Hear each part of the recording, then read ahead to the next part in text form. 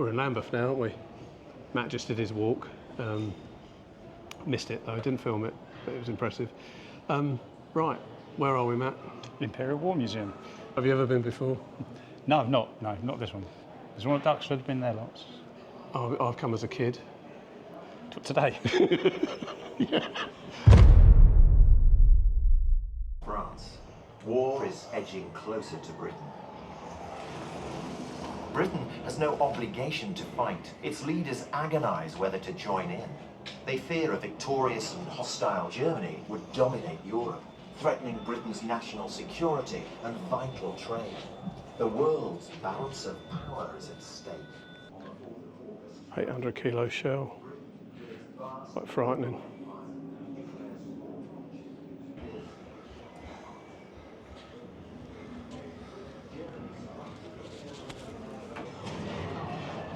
Imagine all this was certainly not here when I came. This amount of, I think as a kid there'd have been a lot more to read.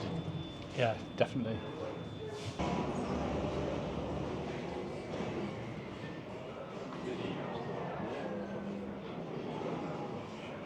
Well, that's spooky. That's a sniper robe. This is hand painted. Creepy, isn't it?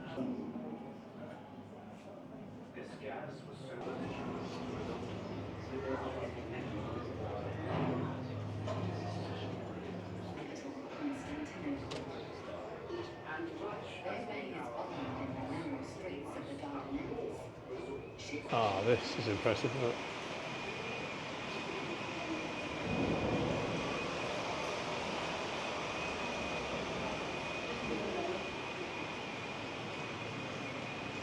It's pretty dark on the camera.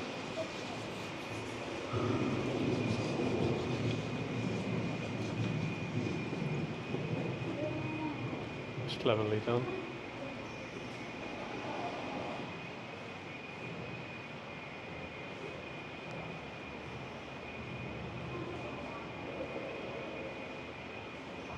They've not gone for the full sensory experience though, because there's no rats running across my feet, there's no mud, and it doesn't stink like it would back then.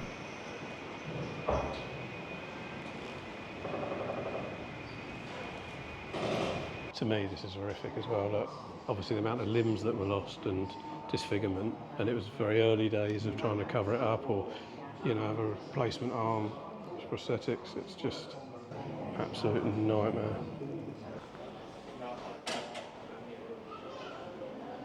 This boat is a Dunkirk, but it's one of the smaller boats that went across.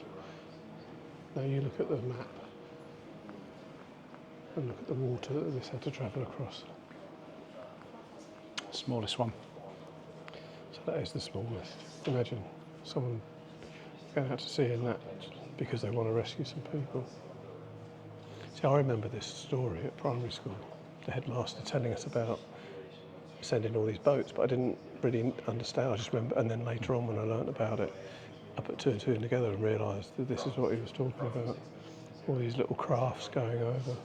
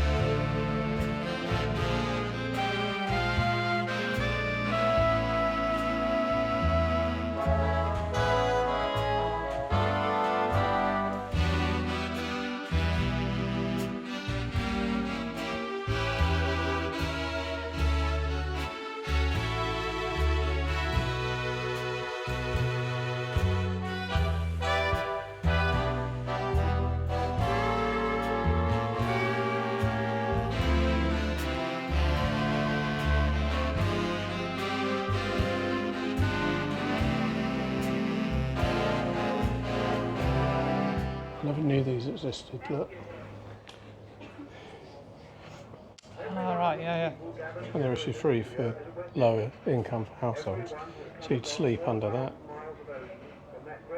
It's insane, isn't it? The size of that bomb.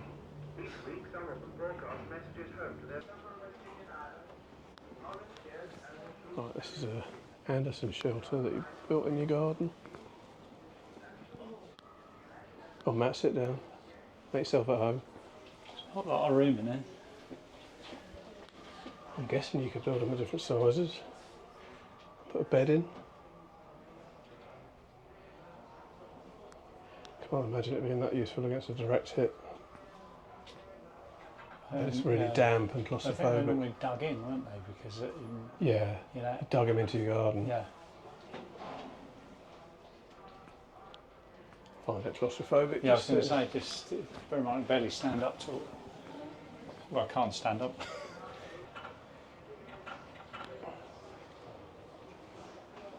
Me and Matt both got interest in radio. It's quite fascinating to see.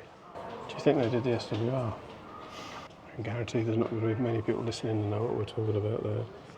Yeah, see, I remember having chats with my grandparents because they were that generation. So my grandfather was too young to fight in the First World War and too old to fight in the Second World War, but he was Home Guard.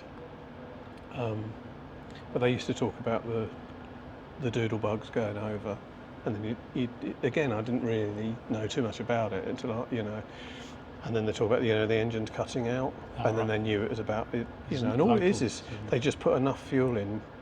It was sort of calculated, and of course it's not that accurate because wind speed and all resistance and stuff would change it. There's one, so that's a V1. What they're saying is, of course, the V is German for however you pronounce that. Vogeltanzwaffen. But it's like vengeance, revenge. So they were actually revenge weapons, which is particularly nasty, isn't it? For me, this is interesting for a couple of reasons. Look at that scary anti-tank. But look at that photo there. And it's an elderly man, an older guy fighting. And it just reminds me of the desperation. And there's footage of Hitler sort of shaking hands with basically young boys, that old and young. They were so desperate in the end. They're forcing everyone to fight. Absolutely horrendous. To me, it's like a gambler. So, boys between 16 and 60. It's like, not already fighting with mate like a gambler would. It's just like, let's just keep going. And it's all very well for him to do when he's kind of safe.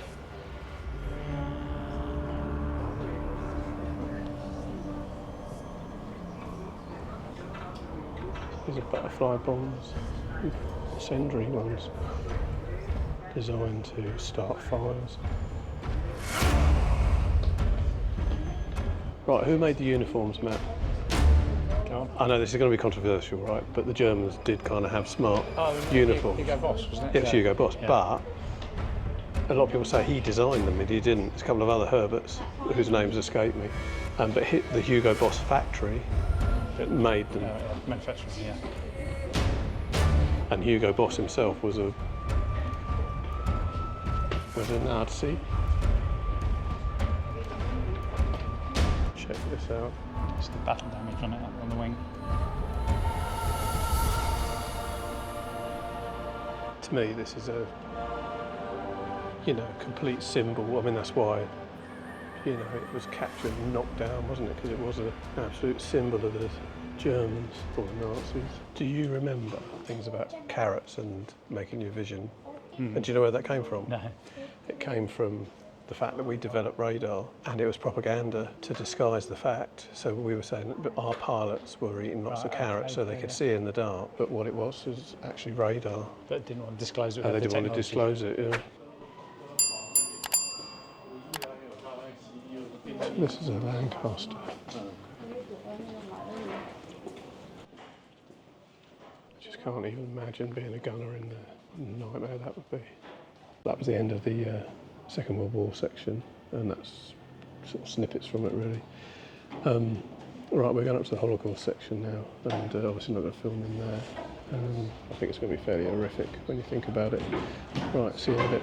So we've just finished in the Imperial War Museum. We got kicked out, not for anything we did, but because they're closing now. So it was rushed round the Holocaust bit, which was horrific. You're not allowed to film in there, as I said, anyway. And as a good display, but you know, it's a bit grim really thinking about it. So the other floors we saw were First World War, Second. What did you enjoy it? Yeah, I think we didn't have enough time really. We've just To raced read- around. to read properly, We've, yeah. we've had literally a couple of hours in there, and we've raced around there.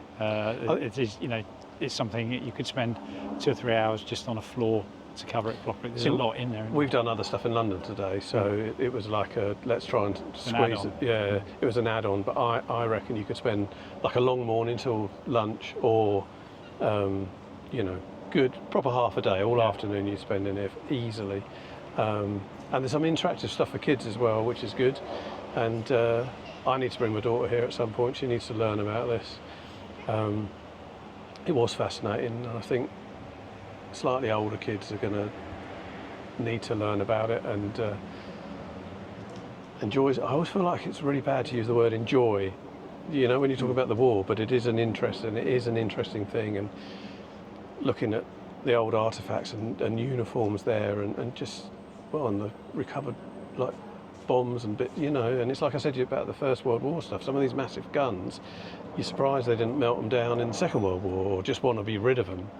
And it's kind of nice that we've still got these things to look at and appreciate what people went through in those days. But we've gone back to First World War and started working forwards. There are more modern bits in there that you could actually go to more modern sort of theatres of war and work backwards from there. So there's options. Yeah, there's another couple of floors, weren't there, that we didn't do. Yeah. So yeah, honestly, highly recommended, and it's free to get in, which is even better, I suppose. Anyway, till next time. If it was a leaf last time, that was half a branch. Just filled my pants.